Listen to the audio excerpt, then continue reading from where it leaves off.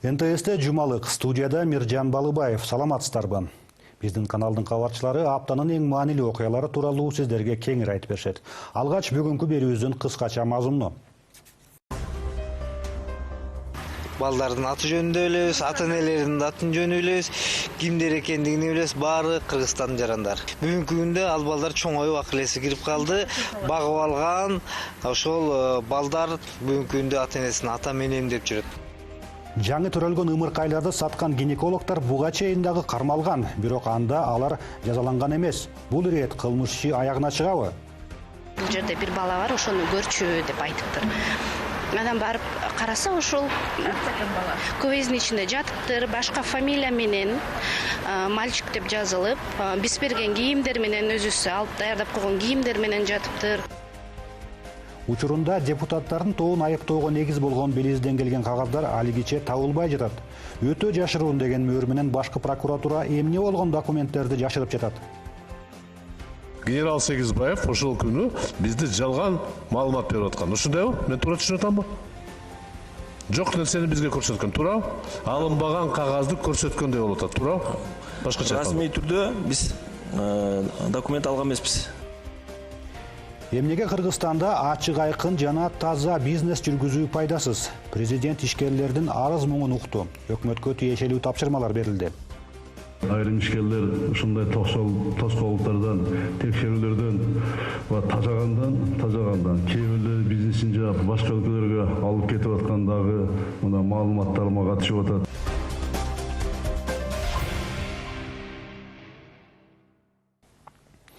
Баланы төрөп албай сатып алгандар табыла баштады. Бул маалыматты ушул жумада биздин каналга Ички иштер министрлигинен кабарлашты. Ымыркай кезинде сатылып кеткен балдардын алды 5-6 жашка чыгып калгандар. Соңкулары бирге чыга элек наристелер. Айрымдар социалдык тармактарда такталбаган маалыматтарды таратып, бала сатуу бизнесин жүргүзгөнү үчүн кармалды деген гинекологдордун, аларды жогору жактан калкылап турат дегендердин аты жөнүн айтып чыгышты. Ички иштер министрлиги бүгүн ал маалыматтарга тактоо киргизип, соц тармактарда ысымдар аталып жаткандардын арасынан бир гана адам кылмышка шектүү катары өтүп жатканын кабарлады. Биздин телеканал өз алдынча иликтөө жүргүзүп, төбө чачты тик тургузган бул иштин айрым жагдайларын аныктап чыкты. Бул кылмыштуу бизнес бир нече жылдан бери жасалып келе жаткан. Сатылган наристелердин айрымдарынын балабыз чарчап калган деп ойлогон чыныгы ата-энелери бар. Башкаларын төрөгөн энелери таштап кеткен. Медиктердин бандасына кабылып, аз жерден өз баласынан айрылып кала жаздагандарды дагы таптык. Алардын ымыркайын өлүккө алмаштырып койгон гинекологдор кармалып, кылмыш иши козголсо дагы көп өтпөй алар жоопкерчиликтен кутулуп, айрымдары ал тургай кызматтарынан жогорулаган.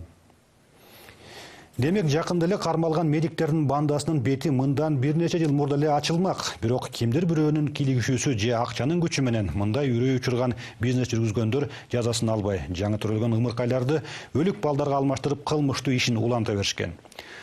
НТС буга чейин өлкөнүн башка аймактарында дагы баласын жоготкондор жөнүндө чакан иликтөө жүргүзгөн. Анын автору Элизат Эркентур бул ирет Бишкекте болгон окуяларды иликтеди.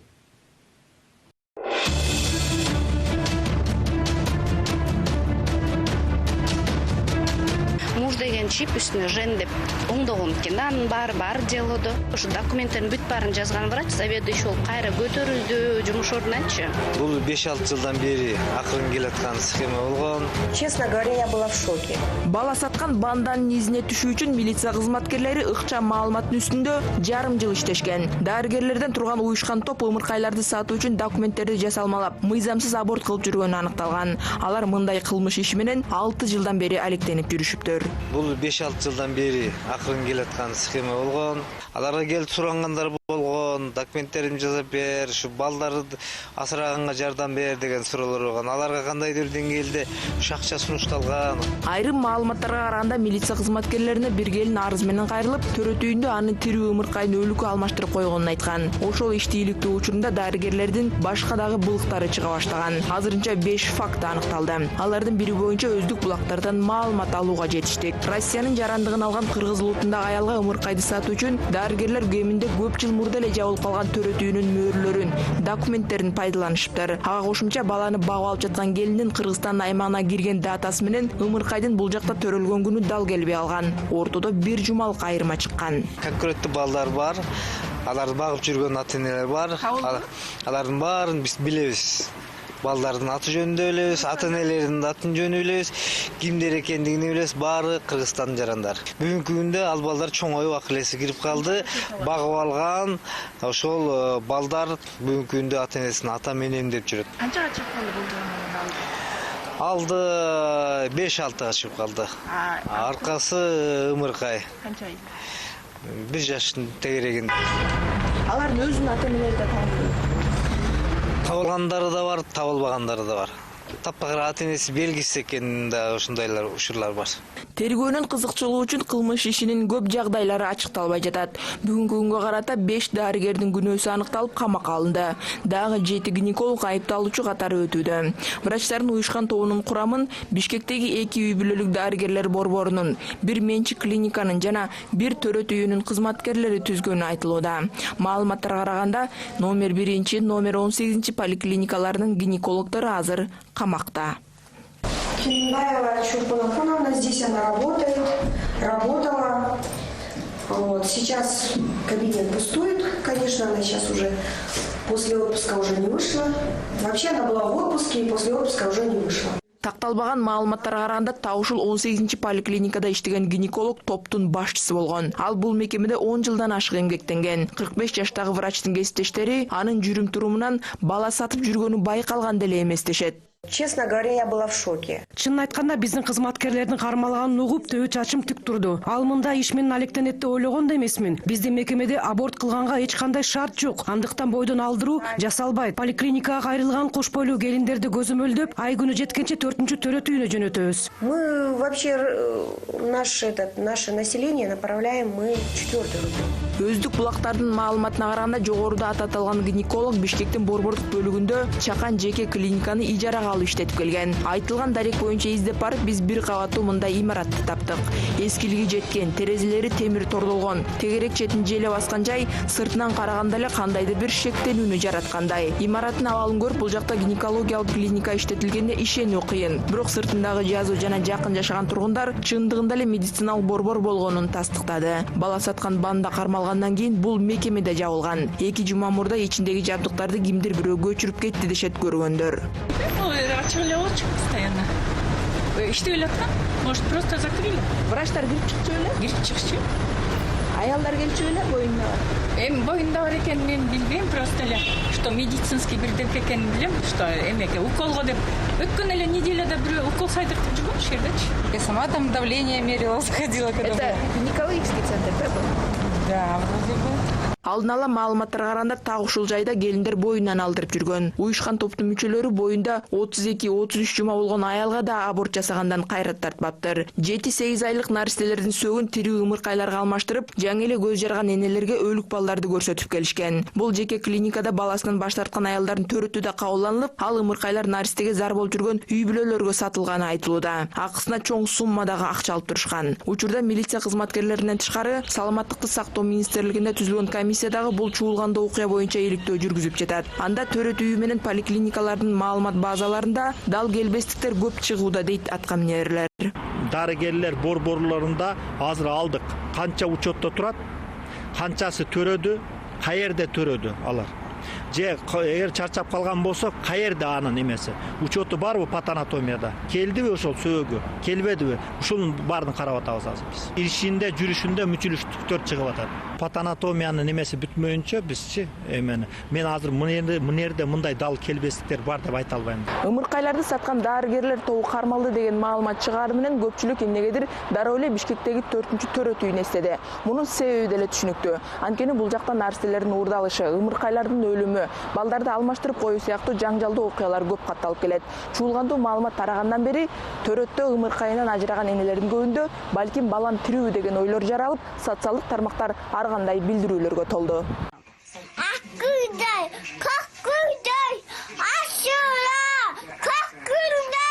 Бул 4 4 жаштагы Өмүрбек 2014-жылы жаңы төрөлөрү менен укмуштай окуяга кабылган. Жаш эне Динара Мусажанова аны эстегиси да келбейт. Буга чейин коомчулукка ачык айтып чыгышкан эмес. Бирок медиктердин бандасы кармалганын уккандан кийин 4 жыл мурда так ушул 4-төрөт үйүндө болгон окуяны ачыктоону туура көрдү. Ал жаңы эле төрөгөн баласынан ажырап кала жаздаган. Келин ден соолугуна байланыштуу баласы 7 айлык болгондо эле көз жарып, салмагы 1 килограммга жетпеген ымыркай төрөгөн. Ара төрөлгөндүктөн аппаратка туташтырылып, реанимацияга жаткырылат. Дарыгерлер жолдошуна уулун көрсөтүп, анын абалы тууралуу маалымат беришет. Бирок таң атканда нөөмөттө алмашкан врачтар келинге келип, наристеси чарчап калганын, сөөк моргко жөнөтүлгөнүн айтат. Туугандар ымыркайды жайга берүү үчүн алганы барып, уул эмес кыздын сөөгү экенин билишет. Ошондон кийин териштирүүлөр башталат. Документтерин көрсөтсө, документтердин башында мындай жазат экен да, по мужскому полу деп, ушундай сыяктан муж деген чип үстүнө жен деп оңдогон экен да. Анын баары делодо.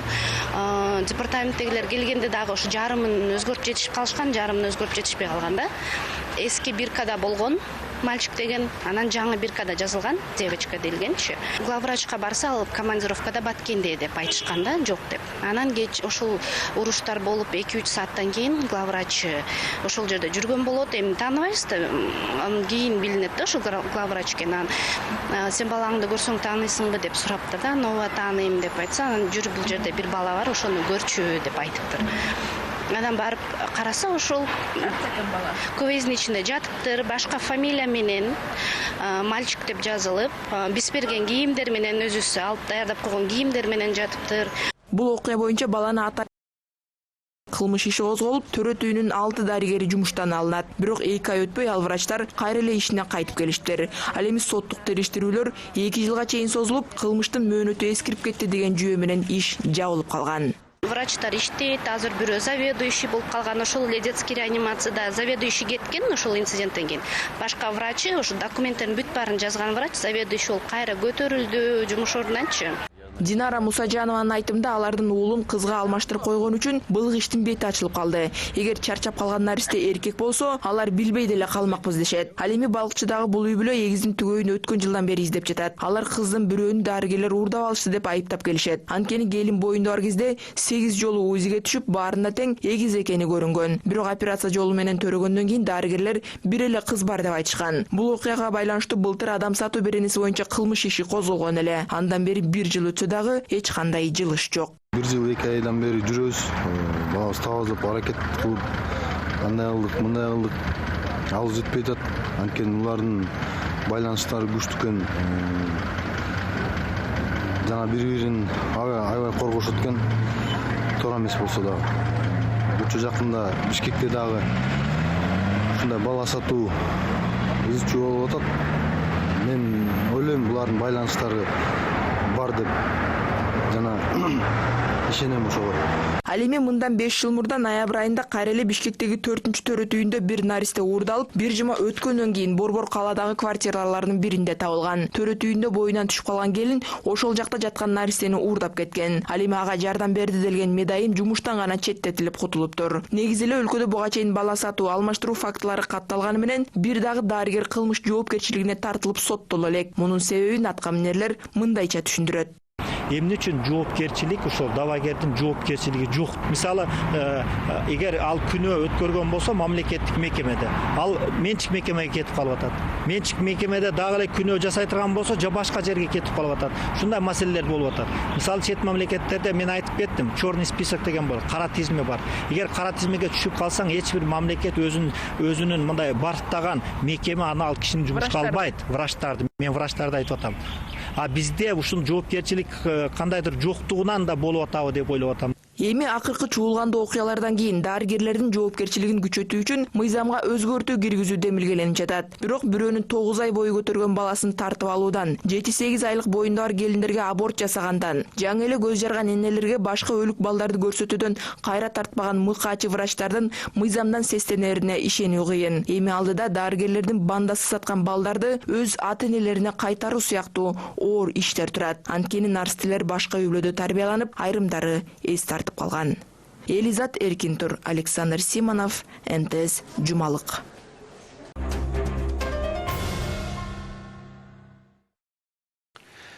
Өткөн жумада Атамекен фракциясынын отурумунда башталган Белизгейт жаңжалын териштирүү бул аптада Жогорку Кеңештин жалпы отурумунда улантылды. Социалисттердин негизги талаптарынын бири жыйынга Улуттук коопсуздук комитетинин мурдагы төрагасы Абдил Сегизбаевди чакыруу болчу. Анткени 2016 жылдын ноябрында дал ошол адам Белизден келди деген кагаздарын көрсөтүп, атамекенчилерди айыптап чыккан эле. Бирок каарданган депутаттарды азыр жумушсуз жүргөн Сегизбаев тоотпойт окшойт, ал отурумга келген жок. Эмнеге 2 жыл мурда парламентте зекип сүйлөгөн Абдил Сегизбаев азыр дагы бийликтин бүтүндөй бир бутагын көзүнө илбей жатат. Ишенгени эмне, таянганы ким? Ал келбеси дагы депутаттар Сегизбаевке Белизгейт үчүн кылмыш ишин козгоону талап кылышты. УКМКнын мурдагы башчысы бир кезде Жогорку Кеңешке өзүнүн президентине бүткүл өлкөгө көрсөткөн Белизден алдым деген документтерин азыр эч ким таба албай жатыптыр. Деги эле ал кагаздар болгонбу? Болсо дагы алар жасалмай эмеспи деген суроо жаралууда. Убагында бул ишке байланыштуу кандайдыр бир документтерди Улуттук коопсуздук комитети башкы прокуратурага өткөрүп берген гана белгилүү. Бирок ал эмне болбой жатат? Ал папкеге өтө жашыруун деген мөөр басылып, анын мазмунун ачыктаганга мыйзам жол бербейт экен. Мамлекеттик сыр деп эсептелген көптөгөн документтер менен таанышууга укугу бар Жогорку Кеңештин айрым депутаттарына дагы ал кагаздарды азырынча көрсөтпөй жатышат. Мегаком компаниясынын иши боюнча Белизден расмий документтер келген эмес деген маалымат өткөн жума күнү Атамекен фракциясынын отурумунда айтылган. Депутат Алмамбет Шыкмаматов отурум башталганда эле ал маселени күн тартибине киргизип, түштөн кийин жалпы жыйында кароону демилгеледи. Бул сунуш айрым кесиптештерине жакпаганы менен добуш берүүдө колдоо тапты. Мурдагы жана учурдагы тиешелүү жетекчилерди чакыруу тапшырмасы берилди. Мамлекетти, мына силерди урматтуу депутаттар, жалпы саясий маданиятка шек келтирип кеткен. Мындан ары андай болбош керек. Мындан ары Улуттук коопсуздук комитети эч качан саясатчыларга, өзгөчө саясий оппоненттерге карата саясий провокацияны токтотуш үчүн биз бүгүн талкуулап чекит коелу. Эл журт көрсүн.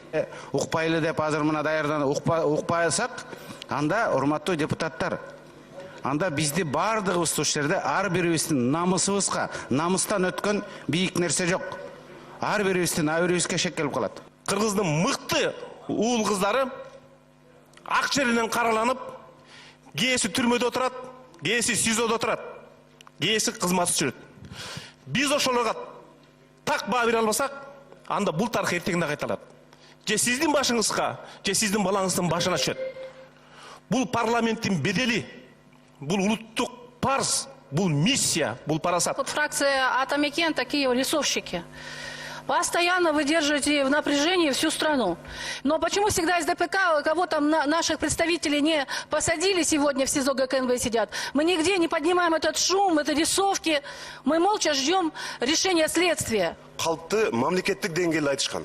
Биз азыр анын жазасын берип койбосок, бул кийин норма болуп калат. 5 жылдан кийин, 10 жылдан кийин улуттук коопсуздук кызматынын өкүлдөрү ушинтип калп айта берсек болот экен. Телеканалдар аркылуу бурмалай берсек болот экен дейт. Мен ушул жерде отурганда баарыңардын эсиңерде айткам. Кара ниеттиктин, кара пиардын өмүрү кыска болот деп. 1 жылга жеткен жок, мына кыска болду.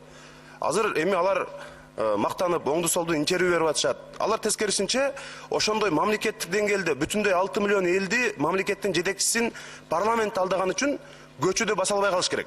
Мен уят болдум деп көчөдө үйүнөн чыга албай калыш керек. Бизде калп айтканда тескерисинче сыймыктанып көчөдө басып жүрүшөт. Эмне үчүн улуттук коопсуздук кызматынын өкүлдөрү, прокуратура эмдигичең ошол мамлекеттик деңгээлдеги эң чоң ири калпчыларга кылмыш ишин козгой карап отурасыңар. Кылмыш ишин козгогула, кийинкилерге сабак болсун.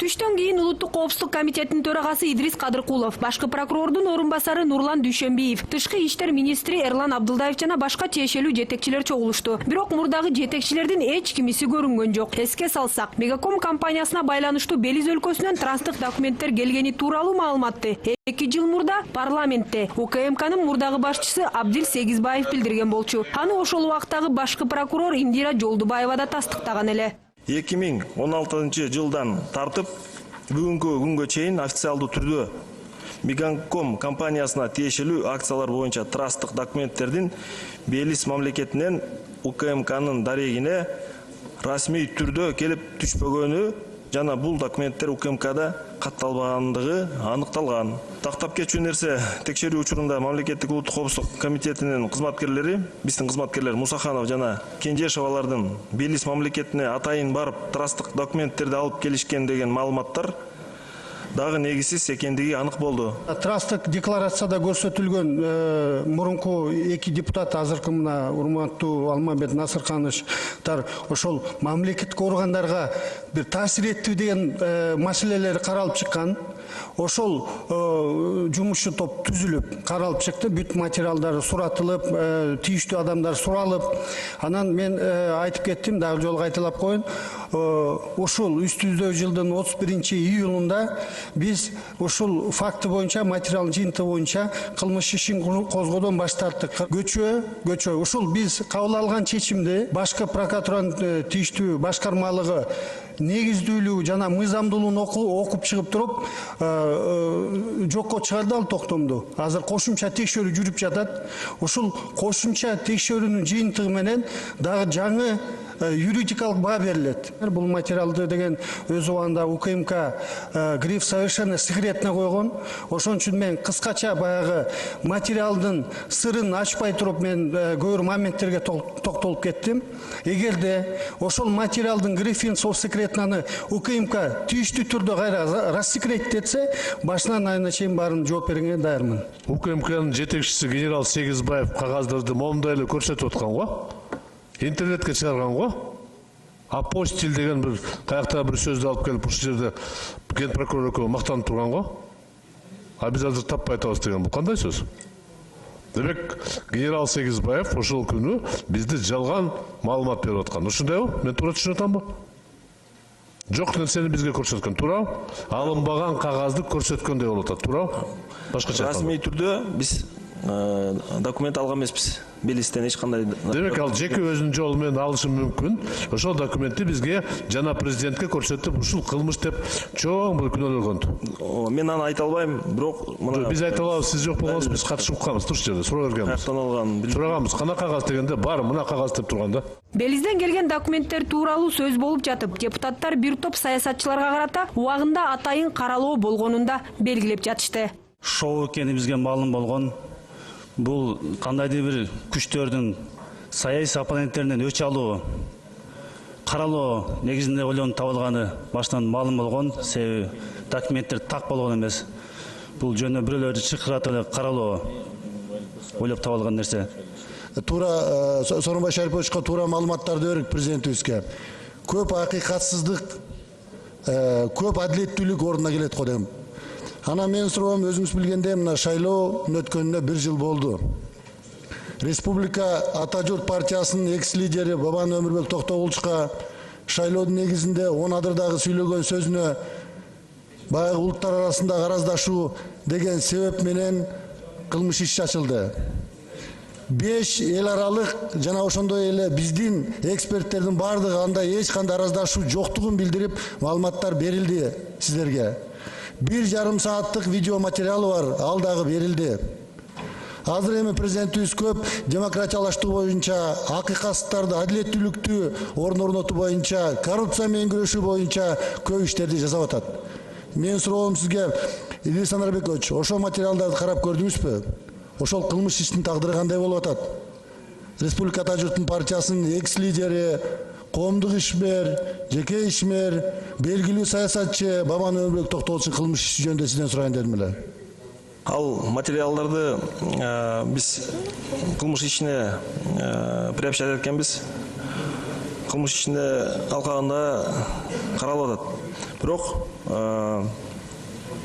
бир мен азыр айтып кетейин, бир запросторубузга жооп күтүп атабыз. Ишибиз токтотулуп турса керек эле. Приостановленный, токтолуп турат. Ушу ачык айкын демократиялык өлкөдө жашайбыз деп туруп бир багыт алганбыз. Бирок тилекке каршы ушу шайлоо болот деп, шайлоонун шайтан иштери деп отуруп, кээ бир саясий ишмерлерди, ошонун ичинде Бабановго да бир жала жабуу менен иш козголгон да. Уюшкан кылмыштуу топтордун колдонуусу менен болгон. Ошон үчүн бул сиздер карап коюшуңуздар керек. Сооронбай Шарипович бүгүн абдан жакшы багыт алды. Коомчулукка ынтымак жана астыга жылуу, Кыргызстанды алдыга жылдыруу боюнча жакшы маселелерди айтып, күч органдары менен тыгыз иштеп, ошол иштерди Коопсуздук кеңешине дайындап, сиздер менен кошо иштеп атат. Ошон үчүн сиздерде адилеттүү, калыс юридикалык бааларды берип, бир ойго бир тарапка тартпай турганда олтуруп ошол иштерди карап беришиңиздер керек. Айрым депутаттар белизден келди делген документтер боюнча депутаттык комиссия түзүүнү сунушташты. Бирок ага чейин ал кагаздардан өзгөчө жашыруун деген грифти алып салуу керек. Ошол эле убакта аларды парламенттеги эл аралык иштер боюнча комитетинде кароо демилгеси да көтөрүлдү. Талапка ылайык бул комитеттин мүчөлөрү жашыруун сыр деген белги коюлган документтерди кароого укуктуу. Акмарал Сабатар, Бакыт Кошалиев, НТС.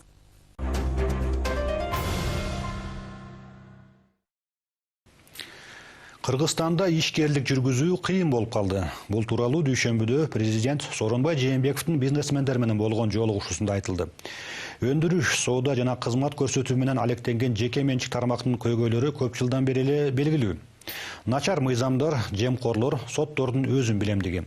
Ушунун баардыгы ишкерлерди жүдөтүп жатканы тууралуу жогору жактагыларга жакшы маалым экен. Айрым бизнесмендер Кыргызстанда өнүгүү келечегин көрбөй, чарбасын жыйыштырып башка өлкөлөргө көчүрүп кетип жатканын президент өзү айтты. Биздин ишкерлер мамлекеттен көп деле нерсени күтүшпөйт. Өкмөт жардам бере албаса дагы жок дегенде бут тоспой, тоскоолдук жаратпай турса болот эле дешет.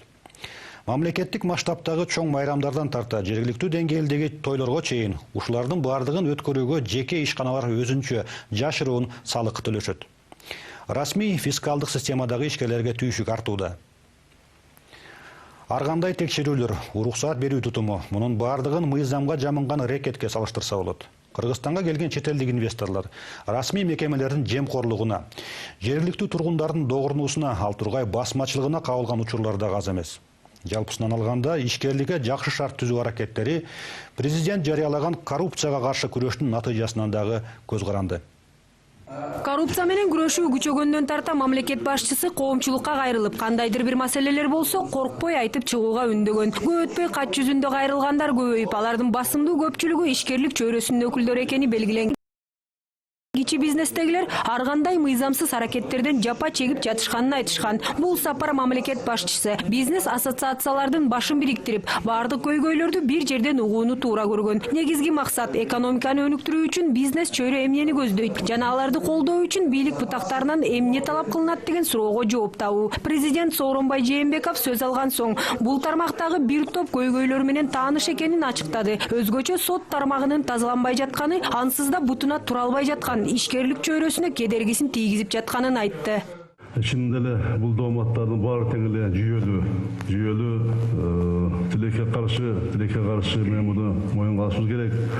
Кээ бир мамлекеттик органдар ишкерлерге шарт түзүштүн ордуна аларга ыңгайлуу шарт түзүп, аларга жардам бериштин ордунда кээде текшерүүлөрдү көбөйтүп, аларга тоскоолдуктарды жараткан ошолор жок эмес, бул дагы болуп жатат. Айрым ишкерлер ушундай тоскоолдуктардан, текшерүүлөрдөн ва тажагандан кээ бирлери бизнесин жаап башка өлкөлөргө алып кетип аткан дагы мына маалыматтар мага түшүп атат. Анын негизги дооматтардын бири эле ушу соттук териштирүүдө адилетсиз чечим чыгарылып аткан маселелер.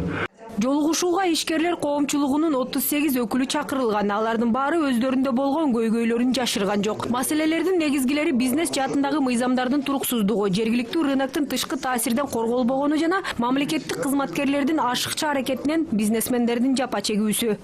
Менин бир кесиптешим $1,5 миллион сатып алды имарат Бишкек шаарынан. Бизнес ачайын депчи.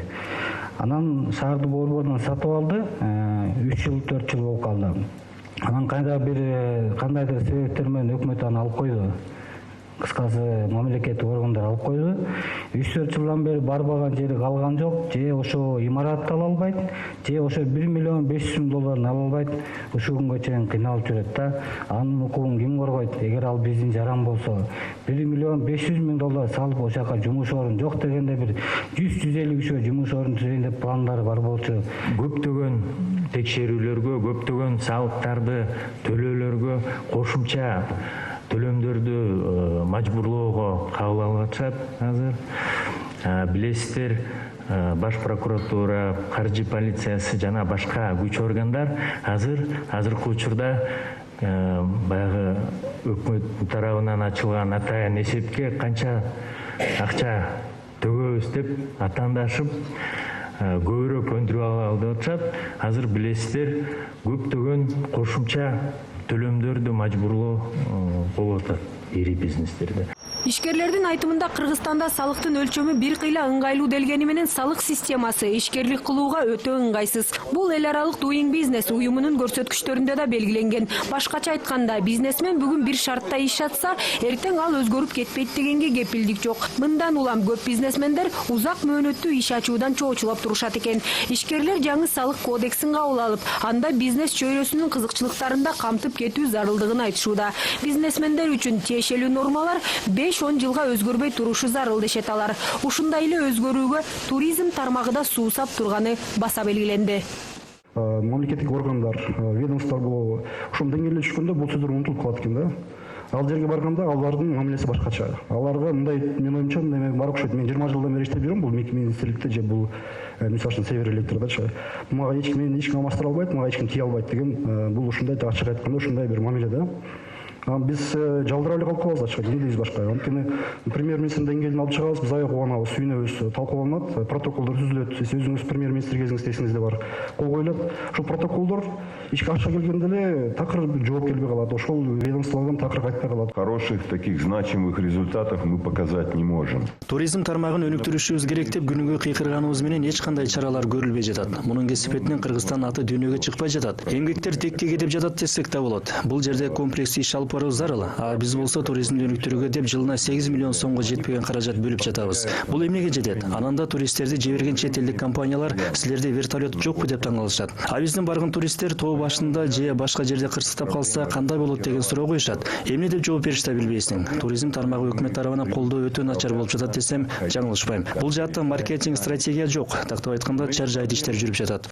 Бизнес өкүлдөрдүн айтымында айрым мамлекеттик органдардын ишинин чабалдыгынан айлап жылдап бизнеси токтоп же болбосо ири суммадагы каражаттарга банкрот болуп калган учурлар арбын. Мисалы Улуттук статистика комитети тыштан ташылып келген продуктылардын наркын 80-жылдардагы норма менен эсептесе, Улуттук коопсуздук комитетинин айрым кызматкерлери болсо кээ бир объекттерди өздөрү билип текшерүүгө алышат экен.